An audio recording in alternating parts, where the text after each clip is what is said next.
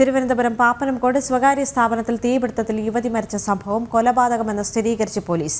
കൃത്യം നടത്തിയത് ഭർത്താവ് ബിനുകുമാർ. പെട്രോളിന്റെയോ മണ്ണെണ്ണയുടെയോ സാന്നിധ്യമുണ്ടെന്ന് ഫോറൻസിക് പരിശോധനയിൽ തെളിഞ്ഞു. പെട്രോൾ കൊണ്ടുവന്നതെന്ന് കരുതുന്ന കുപ്പിയും പോലീസ് കണ്ടെത്തിയിട്ടുണ്ട്. വിവരങ്ങളുമായി ശാലിനി ചേരുന്നുണ്ട്. ശാലിനി, ഇപ്പോഴും രണ്ടാമത്തെ മൃതദേഹത്തിനെ പറ്റിയുള്ള അന്വേഷണം അല്ലെങ്കിൽ DNA പരിശോധന അടക്കമുള്ള കാര്യങ്ങൾ വരാനിരിക്കുകയാണ്. ബിനു തന്നെയാണോ അതെന്ന് ഉറപ്പിക്കാനുള്ള ശ്രമത്തിലാണ് പോലീസ് എന്ന് മനസ്സിലാക്കാൻ സാധിക്കുന്നുണ്ട്. ഇവർ തമ്മിലുള്ള യഥാർത്ഥ പ്രശ്നം കുടുംബ പ്രശ്നമാണ് എന്ന് ആദ്യഘട്ടത്തിൽ പോലീസ് പറഞ്ഞെങ്കിൽ പോലും ഇത്തരം ഒരു കൃത്യം നടത്താൻ കൃത്യമായ ഗൂഢാലോചന ബിനുവിന്റെ ഭാഗത്ത് നിന്ന് ഉണ്ടായിട്ടുണ്ടോ എന്നുള്ളൊരു സംശയം കൂടി പോലീസിനുണ്ടോ?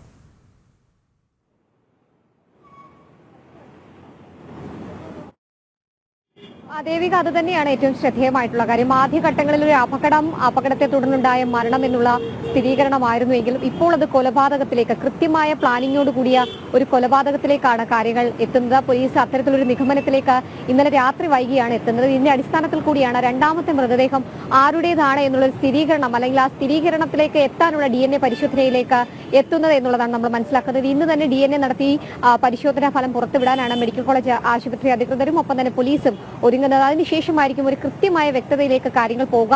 ബിനുവിന്റെ തന്നെയാണ് രണ്ടാമത്തെ മൃതദേഹം എന്നുള്ള ഒരു പ്രാഥമിക നിഗമനത്തിൽ തന്നെയാണ് പോലീസ് ഈ ഘട്ടത്തിൽ ഉള്ളത് എന്നുള്ളതാണ് നമ്മൾ മനസ്സിലാക്കുന്നത്. ബിനുവും വൈഷ്ണയും തമ്മിൽ ചില കുടുംബ പ്രശ്നങ്ങൾ ഉണ്ടായിരുന്നു. ബിനു വൈഷ്ണയുടെ രണ്ടാം ഭർത്താവാണ്. സ്വാഭാവികമായും 7 മാസത്തോളമായി ഇവർ ഒരുമിച്ച് താമസിക്കുകയായിരുന്നു. കഴിഞ്ഞ കുറച്ച് ദിവസങ്ങളായി അവർ അകന്നു നിൽക്കുകയാണ്. വ്യക്തിവൈരാഗ്യമുണ്ട്, കുടുംബ പ്രശ്നങ്ങളുണ്ട്.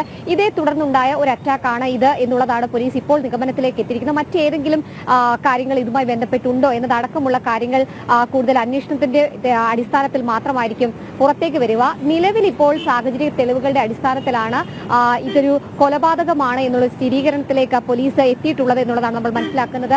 ഈ മുകളിൽ കാണുന്ന സ്ഥാപനത്തിൽ, സ്വകാര്യ സ്ഥാപനത്തിലായിരുന്നു ഈ ഒരു അപകടം ഇന്നലെ ഉച്ചയ്ക്ക് 1:30 ഉണ്ടാകുന്നത്. ഒരു പൊട്ടിത്തെറിയോടുകൂടി, ഒരു ഉഗ്രമായ ശബ്ദത്തോടു കൂടിയായിരുന്നു ഈ ഒരു അപകടം ഉണ്ടായത്. അതിനെ തുടർന്ന് സമീപവാസികൾ നോക്കിയെങ്കിലും എന്താണ് ഇതിന്റെ കാരണമെന്ന് ഔദ്യോഗികമായി അവർക്ക് സ്ഥിരീകരിക്കാൻ കഴിയില്ല.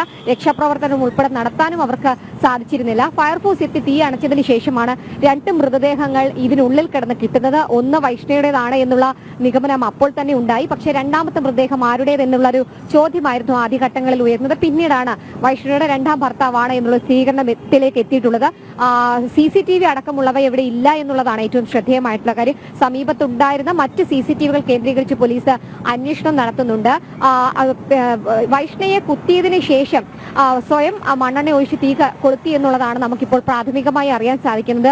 ഒരാൾ കയ്യിൽ കത്തിയും മണ്ണെണ്ണയുമായി പോകുന്നുണ്ട്, അല്ലെങ്കിൽ മുകളിലേക്ക് പോയിട്ടുണ്ട് എന്നുള്ള അനൌദ്യോഗികമായ സ്ഥിരീകരണങ്ങളൊക്കെ തന്നെ ഇവിടുന്ന് ലഭ്യമായി വരികയും ചെയ്യുകയാണ്. മുൻപ് സമാനമായി തന്നെ വൈഷ്ണ ഇവിടെ ജോലി ചെയ്യുമ്പോൾ തന്നെ ഇവിടെ എത്തി ബിനു ചില പ്രശ്നങ്ങൾ ഉണ്ടാക്കിയത് സമീപത്തെ ആളുകൾ ഓർത്തെടുക്കുകയും അത് മാധ്യമങ്ങളോടും പോലീസിനോടും ഒക്കെ തന്നെ വ്യക്തമാക്കിയ ഒരു സാഹചര്യം കൂടി നിലനിൽക്കുകയും ചെയ്യുന്നുണ്ട്. എന്തായാലും ആ ഒരു കൃത്യത, വ്യക്തത, അതിനു വേണ്ടിയിട്ടാണ് പോലീസ് ഇപ്പോൾ ഒരുങ്ങുന്നത് എന്നുള്ളതാണ് നമ്മൾ മനസ്സിലാക്കുന്നത്. അതിന്റെ അടിസ്ഥാനത്തിലുള്ള പരിശോധനകൾ, അന്വേഷണം കൂടിയാണ് ഇപ്പോൾ പോലീസ് നടത്തി വരുന്നത്.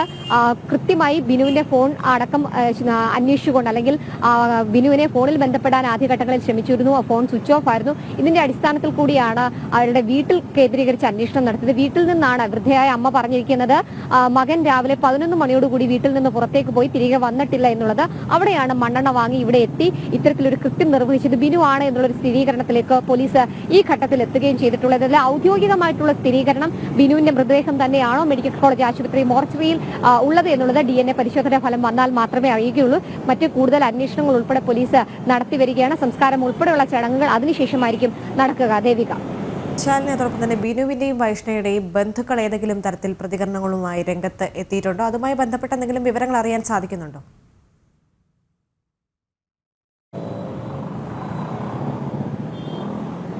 ദേവിക, നിലവിൽ ഔദ്യോഗികമായ ഒരു പ്രതികരണത്തിന് കുടുംബമോ അല്ലെങ്കിൽ സുഹൃത്തുക്കളോ തയ്യാറായിട്ടില്ല എന്നുള്ളതാണ് ഏറ്റവും ശ്രദ്ധേയമായിട്ടുള്ള കാര്യം. നിലവിൽ പ്രാഥമികമായി നമുക്ക് പ്രതികരണങ്ങൾ നൽകിയിട്ടുള്ളത് ഇതിന് തൊട്ട് താഴെ പ്രവർത്തിക്കുന്ന 2 സ്ഥാപന ഉടമകളാണ്. ഒപ്പം തന്നെ ബിൽഡിംഗിന്റെ ഉടമ ഉൾപ്പെടെയുള്ളവരാണ് മാധ്യമങ്ങൾക്ക് മുൻപിലേക്ക് അടക്കം എത്തിയിട്ടുള്ളത്. ബിനുവിന്റെ വീട്ടിൽ കാര്യമായി വിവരങ്ങൾ അറിയിച്ചിട്ടില്ല എന്നുള്ളതാണ്. സഹോദരിയുണ്ട്, സഹോദരിയോട് പോലീസ് ഇക്കാര്യങ്ങൾ അറിയിച്ചിട്ടുണ്ട്. DNA പരിശോധന അടക്കമുള്ള കാര്യങ്ങൾ വന്നതിന് ശേഷം മാത്രമേ ഒരു വ്യക്തത നൽകാൻ കഴിയുകയുള്ളൂ എന്നുള്ളതും കുടുംബത്തെ അറിയിച്ചിട്ടുണ്ട്. അതിന്റെ അടിസ്ഥാനത്തിലുള്ള പരിശോധനകളും അന്വേഷണങ്ങളും ഒക്കെയാണ് നടക്കുകയും ചെയ്തിട്ടുള്ളത്. എന്നാൽ ബിനു നിലവിൽ എവിടെയാണ് എന്നുള്ള സ്ഥിരീകരണമില്ല. ബിനു തന്നെയാണ് ഈ മരണപ്പെട്ടത് നടന്നത് എന്നുള്ളതൊരു പ്രാഥമികമായ നിഗമനത്തിലേക്കാണ് പോലീസ് എത്തിയിട്ടുള്ളത്.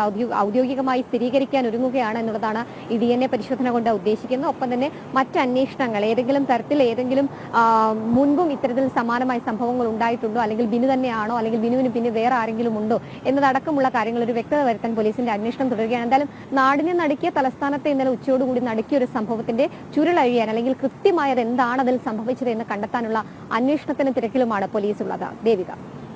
ശരി, തത്സമയ ദൃശ്യങ്ങളും വിവരങ്ങളുമായി ചേരുകയായിരുന്നു എസ് ശാലിനി.